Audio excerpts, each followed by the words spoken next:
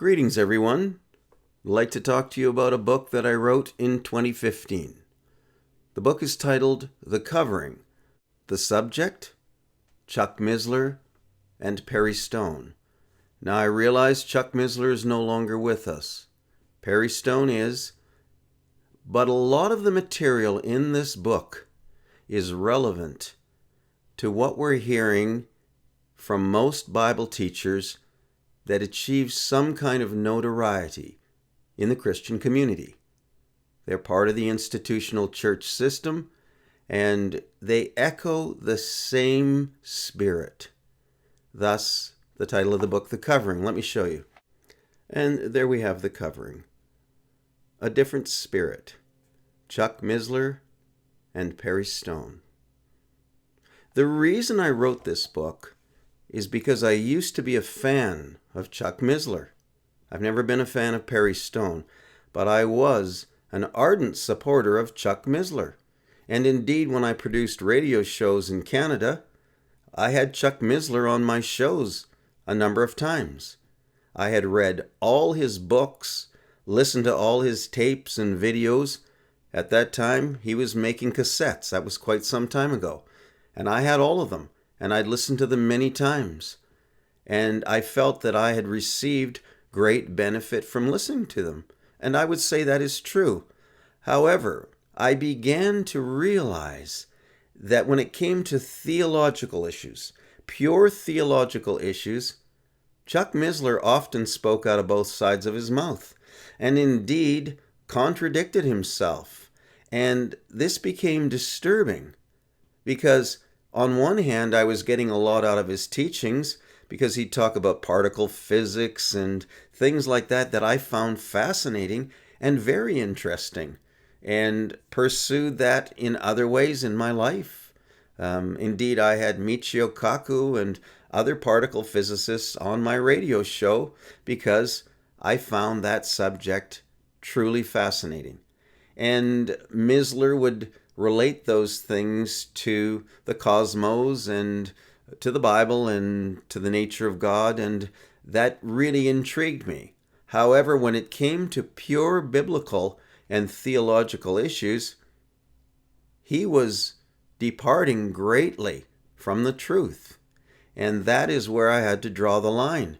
And that's why I wrote the book. Now, I tacked Perry Stone on the end because I'd been doing some research on Perry, and so you can kind of count that as bonus material. But the bulk of the book is about Chuck Missler. And I'm going to read something to you from chapter 1, and this is what really got me going, got me thinking deeply about the integrity, the scholarship, and the scientific veracity of Chuck's teaching, which I eventually found very lacking. But let me turn to chapter 1, and I'll read a statement from Chuck Missler. Chapter 1, A Double Mind, Mixed Messages. Now I'll skip down to the quote. This is from Chuck's Koinonia website. It says, "The Bible is the very Word of God, is inerrant in its original autographs, and is fully and totally and uniquely reliable as the primary guide to all actions and commitments." Now that sounds pretty good, and at one time I thought that was a great statement, and I took no issue with it, but I hadn't reasoned through it because I'd bought into the brand, the Chuck Missler brand. I'd bypassed my cognitive function because I liked the brand. But the Holy Spirit prevailed upon me to think, to use my head, to reason through the words, the sentences, and the concepts. And here's what came to mind. Let me show you. The Bible is the very Word of God, is inerrant in its original autographs, and is fully and totally and uniquely reliable. Sounds pretty good. But how can he make that statement when on the other hand he says those documents, that Bible, doesn't exist. And he's never seen it. He's never read it. He's never examined it. And indeed, if he had it in his hands, he wouldn't be able to evaluate it because he doesn't have sufficient Greek training. And we'll get to that in a minute. So I stopped and I pondered that and I thought, that is not scientific method. Now, indeed, if he was the scholar and intellect that people claimed of him, surely he would follow something of a more scientific nature. But he didn't. The scientific method is about examining evidence. So we don't make claims about things that we can't examine. We have to be able to look at the subject matter. Yet, it disturbed me at that time in my research that he would make such dogmatic claims about something that didn't exist, something he'd never seen, never examined, never evaluated. Yet he would make this claim. The red flags went up. And how can you say that it is totally and uniquely reliable as the primary guide to all actions and commitments? What good is that claim? We don't have the document.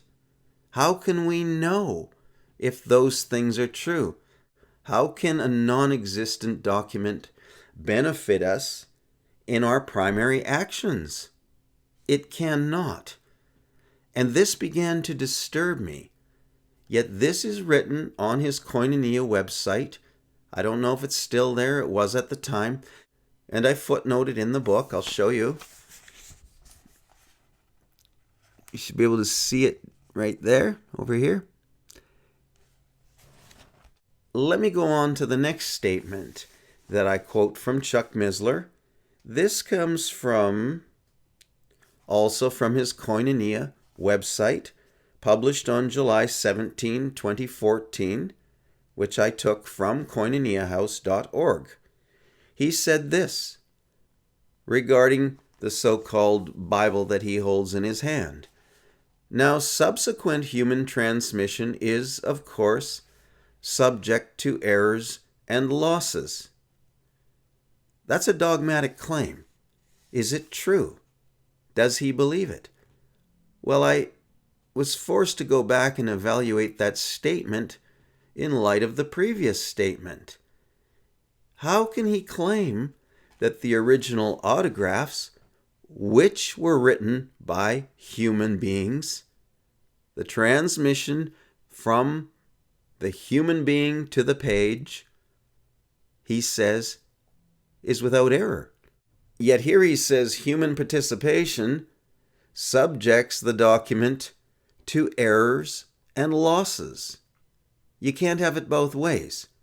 Human beings were involved in writing those so-called perfect and inerrant original manuscripts that he references. But let me read on. Then he confirms that statement when he says, when man gets into the act, it messes things up. Well, was it not Moses a man who wrote down the law? Was not the prophet Jeremiah a man who wrote down the book of Jeremiah and the book of Isaiah written by Isaiah? Were these not men getting into the act? Are you seeing the intellectual dishonesty, the lack of real scholarship and integrity, and the double-mindedness? This is what I began to see of Chuck regarding truth and theology. I felt the spirit of truth was not in this man. Now he said this, and indeed, when we speak of its precision and its accuracy, we are talking about the originals. Okay? He can't confirm that. That's a philosophical view, and it may be true. But nevertheless, he can't make that statement dogmatically. Yet he does. Now he says, as it gets translated and communicated, indeed there are errors introduced. And that's what we have to be very sensitive to. Every translation has its problems. The advantage of the King James, the problems are well known and documented. Now, this is really interesting because back when I was a Chuck Missler fan, I believed I was reading the real King James Bible. I was reading the same Bible as Chuck. I thought it was the King James Bible, but it was the 1769 Benjamin Blaney revision of the 1611 that came off the press in 1611. It was not the King James Bible per se. And that's what Chuck Missler was using. And so when he says the problems are well known and well documented in the King James Bible, he's correct in reference to the 1769 KJV that he was using. And that's the one most King James Bible aficionados use. Very few use the actual 1611. And so, yes, the changes and departures were documented. You can go back and read what Scrivener had to say, or Bergen, or Price, or Campbell, and many others before them that commented on that revision. And more recently, a man named John Dewar, who I'm very familiar with, is a friend of mine, and many of you know who he is. He documented 700 changes of pronouns in the Old Testament alone. Now that's just pronoun changes in the Old Testament, and he didn't get them all. And some of those pronoun changes that Benjamin Blaney made in that Bible that Chuck Missler thought was the King James Bible, some of those pronoun changes involve changing the masculine pronoun to the feminine pronoun, he to she, for example. And when that happens, you change doctrine. That makes serious doctrinal departures in places. Now, those 700 pronouns that John Dewar documented involve changing these and thous and yous and ye's and all kinds of things. And in many places, those too change doctrinal understanding or accuracy of content. So Chuck Missler is correct in saying the problems are well known and well documented. They're not well known to everybody, and very few people have actually studied them, especially the KJVists have not studied these departures. And I wrote a book about that. Let me see. The Real 1611 King James Bible. And this book deals with the Bible that came off the press in 1611. And it compares it to the KJV. And I show the doctrinal corruptions in the KJV. And so Missler is correct. The only problem with Missler is he didn't know the Bible he was using really wasn't the authorized King James Bible of 1611. It was a corruption. The guy who made the KJV of 1769 had no training in Greek or Hebrew. He just revised things from a grammatical perspective as it suited him. So the changes he made are without foundation in many cases. And I get into that in my book that I just showed you, authorized, the Real 1611 King James Bible. So anyway, talking about the covering, Chuck Missler and Perry Stone.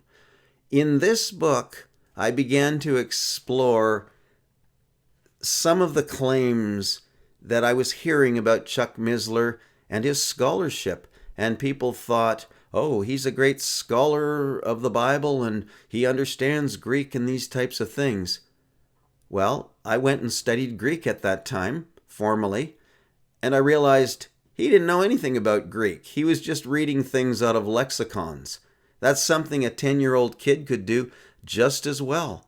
And so I started to see he didn't know Greek. I realized that if you opened up the Greek New Testament and said, Chuck, read me this chapter, he couldn't read it to you. Nor could he tell you what it meant. He wouldn't have the foggiest. So his scholarship on the Greek side of things was fraudulent. And this is true of most of the modern pastors today.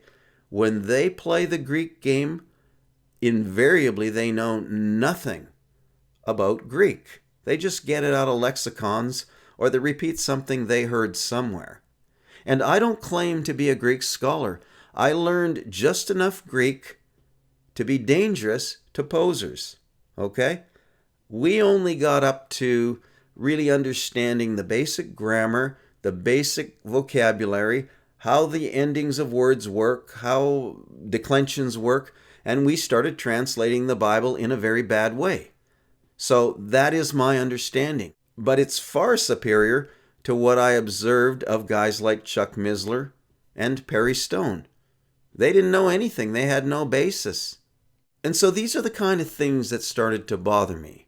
I realized in the Christian institutional churches, there was a lot of posing going on and a lot of phonies. I mean, guys like Ravi Zacharias posing as a doctor when his highest earned academic degree was a bachelor's degree. And I emphasize academic degree. Yet he had no doctorates, but presented himself in that light. And I got into that to quite a degree. But this is common amongst so-called Christian scholars. Fraud. There's a ton of it going on. Posers. They don't know things. Most of them have fake doctorates and professional degrees, not academic degrees. John MacArthur's another one. David Jeremiah.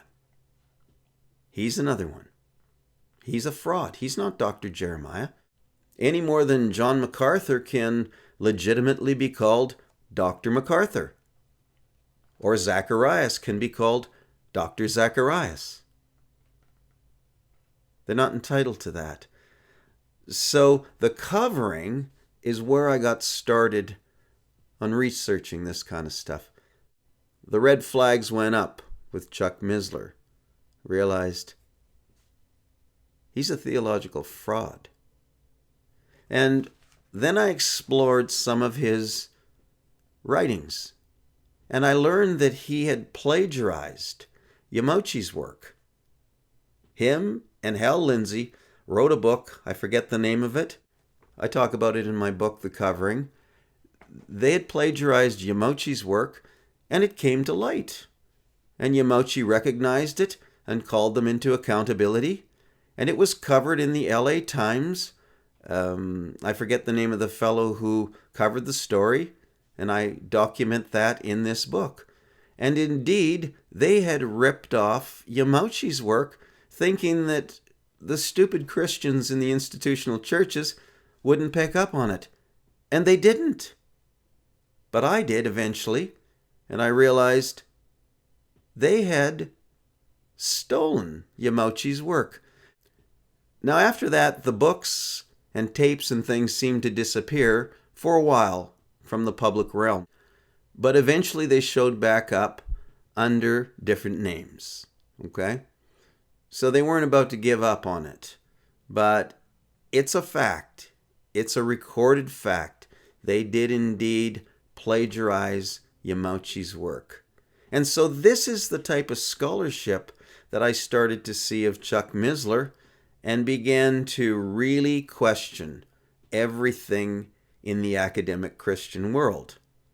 And I still do to this very day.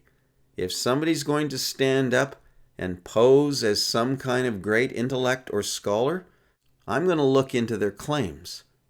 I don't say they have to have doctorates. Jesus didn't have a doctorate. The disciples didn't have doctorates. That doesn't matter. What matters is truth. I'm interested in truth. And that's what I found lacking in Chuck Missler. Now here's the other thing I covered in this book. At this time, Chuck Missler was endorsing a Bible called the ISV, International Standard Version. And he was indeed on the board of directors. And I don't know if you can find that information anymore, because Chuck is no longer with us, as most people know. But he was on the board of directors, and he said that the ISV is the most accurate and readable Bible ever. That's his claim.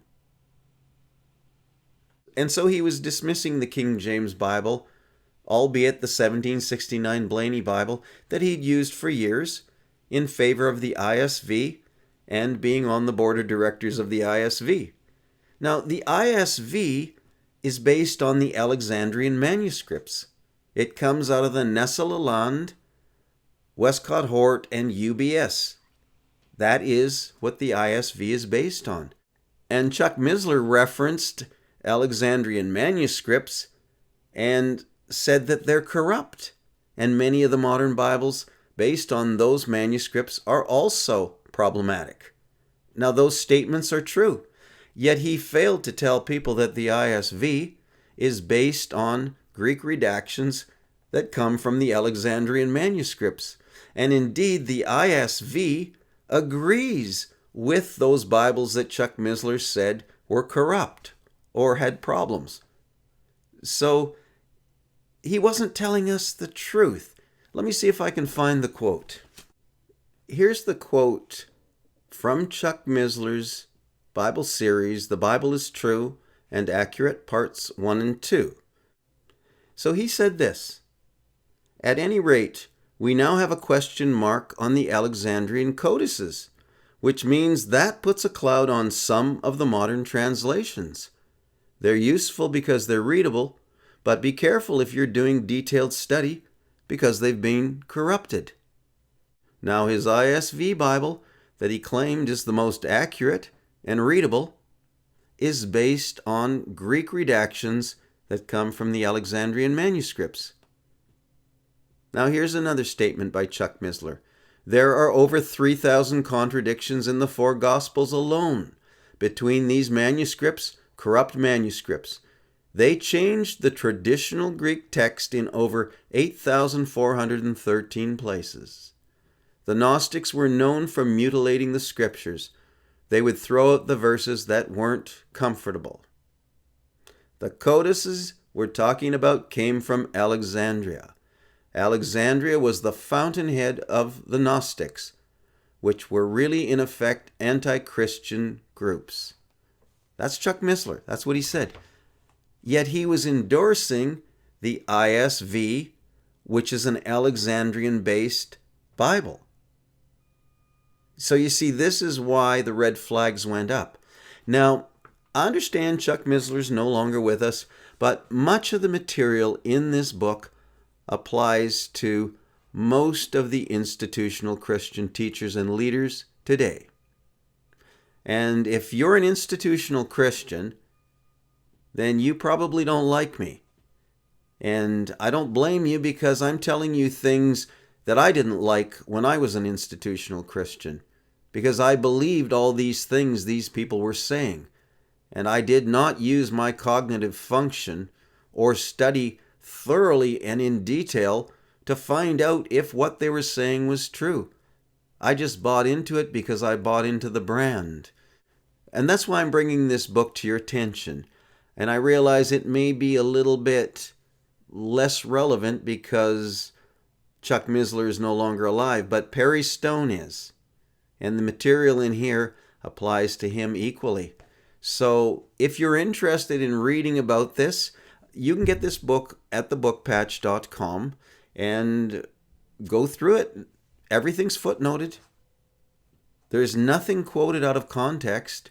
Everything attributed to Perry Stone and Chuck Missler is contained in the footnotes. They indeed said the things that I claim they said. And so, by your words will ye be condemned? Will ye be judged? Jesus said so. So let's be careful not to believe everything that men of acclaim tell us. Let's study to show ourselves approved. And so I'll leave off and just let you know The Covering. Written in 2015, one of 5 books I wrote that year. So if you're interested in this type of thing, go to thebookpatch.com and you can get the book. God bless. Thank you for listening.